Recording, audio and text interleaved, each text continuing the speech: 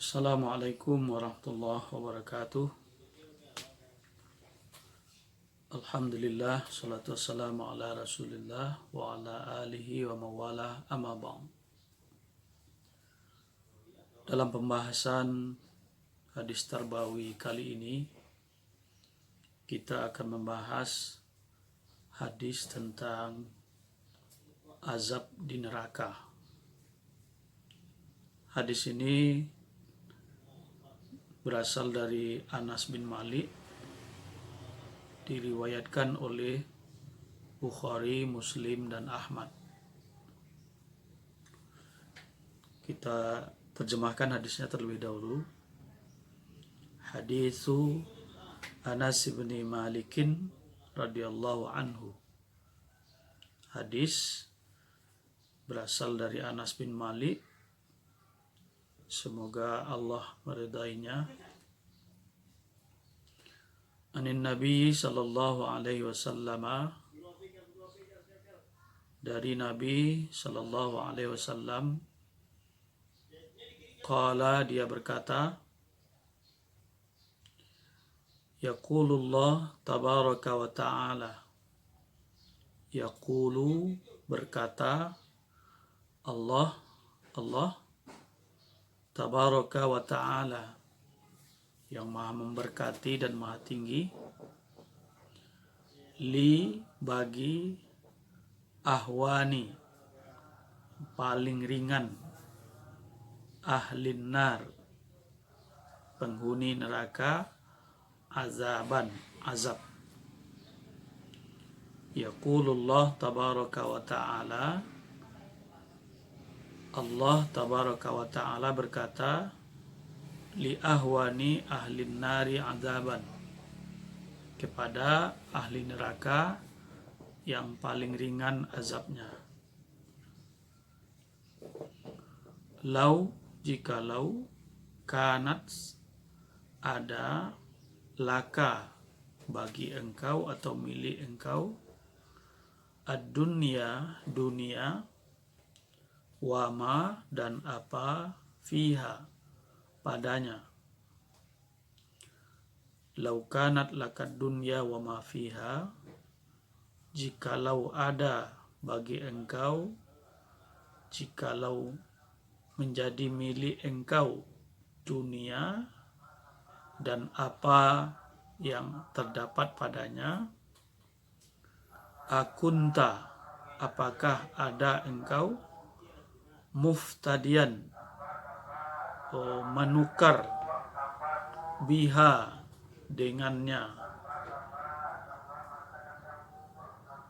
Akunta muftadian biha, akunta, apakah ada engkau, muftadian, menukar, menebus, biha, dengannya.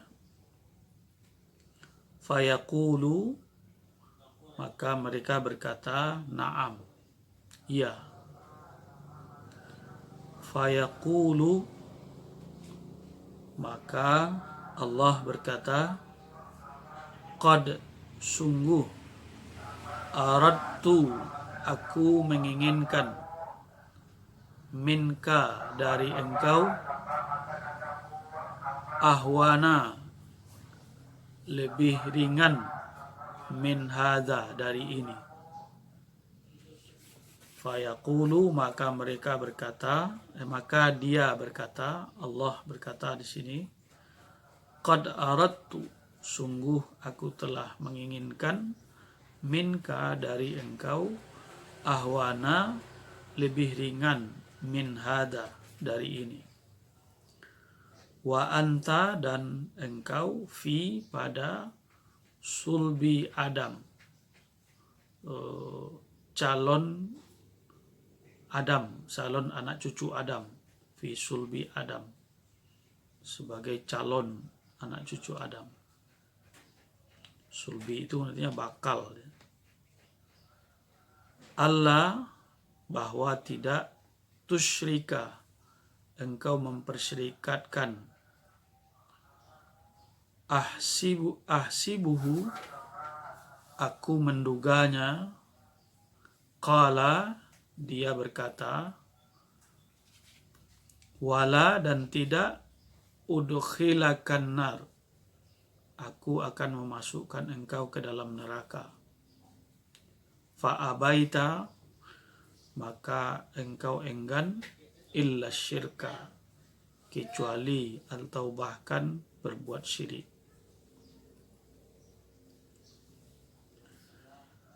Hadis ini maksudnya adalah bahwa Allah nanti di akhirat akan mendatangi, akan bertanya kepada orang yang masuk neraka yang paling ringan azabnya. Jadi kira-kira orang ini adalah penghuni neraka yang paling beruntung, kira-kira begitu. Jadi dibandingkan semua ahli neraka itu, dialah yang paling baik nasibnya.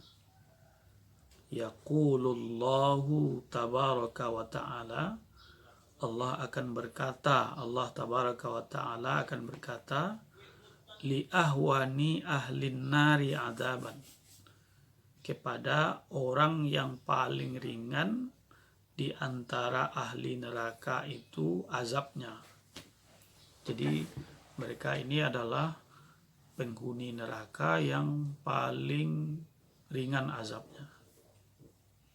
Jadi ini adalah azab neraka yang paling ringan gitu. Apa yang Allah katakan kepadanya? Lau kanat lakad dunya wa ma fiha, jikalau adalah untukmu dunia, wa ma fiha, dan apa yang ada padanya.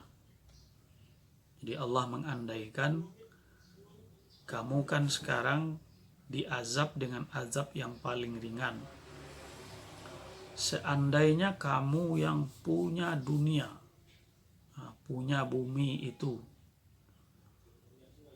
dan segala yang ada di dalamnya, kamu punya tanahnya, kamu punya airnya, punya gunungnya, punya sungainya, punya emas yang terkandung di dalamnya, punya minyak buminya, punya laut, punya ikan, punya hutan, semuanya kamu punya.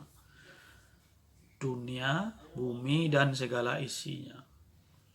Akunta muftadiyan biha, apakah engkau mau menebus azabku yang paling ringan ini dengan dunia dan segala isinya itu?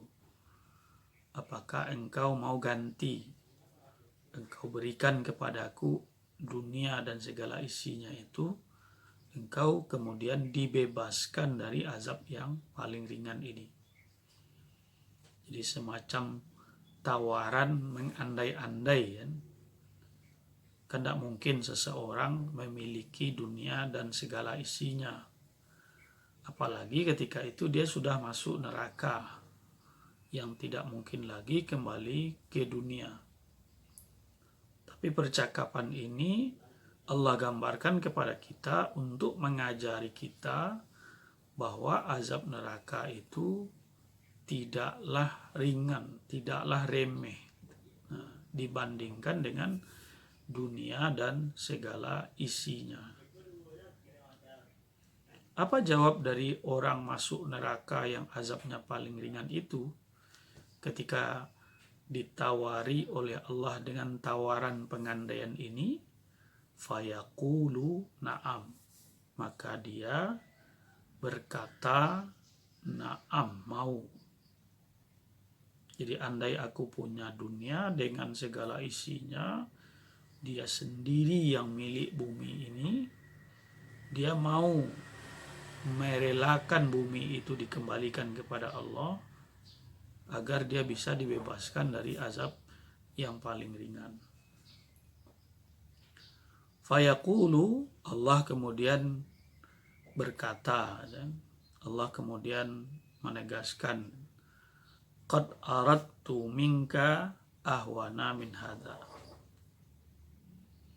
sebenarnya dulu aku sudah menginginkan darimu yang lebih ringan daripada ini. Jadi dulu aku tidak pernah menuntut engkau menyerahkan bumi dan segala isinya. Ada tuntutanku dulu yang lebih ringan daripada ini. Wa anta fi sulbi Adam, yang ketika itu engkau baru dalam cikal bakal menjadi anak cucu Adam. Jadi sebelum diciptakan, sebelum ruh ditiupkan ke calon bayi, ke janin itu. Jadi setiap roh yang akan ditiupkan kepada seorang calon manusia itu, dia sudah disumpah terlebih dahulu. Kamu mau nanti bertuhan kepadaku, kamu mau patuh kepadaku, kamu mau bertauhid kepadaku. Alastu birabbikum, bukankah aku ini Tuhanmu? Yang ketika itu kamu menjawab mau. Allah tusyrika, agar engkau tidak memperserikatkanku. Kan sudah aku tuntut dulu, engkau tidak boleh memperserikatkanku sebelum engkau menjadi manusia. Rohnya ketika itu. Ahsibuhu qala, kata Anas bin Malik, saya mengira Rasul juga mengatakan apa yang disebut oleh Allah itu, wala udkhilakan nar, yang dengan demikian kamu tidak akan kumasukkan ke dalam neraka. Jadi ada sambungannya perkataan ini. Allah tusyrika wala udkhilakan nar. Yang dulu sudah kukatakan agar kamu tidak syirik sehingga kamu tidak masuk neraka. Kan sudah dulu saya jelaskan kepadamu.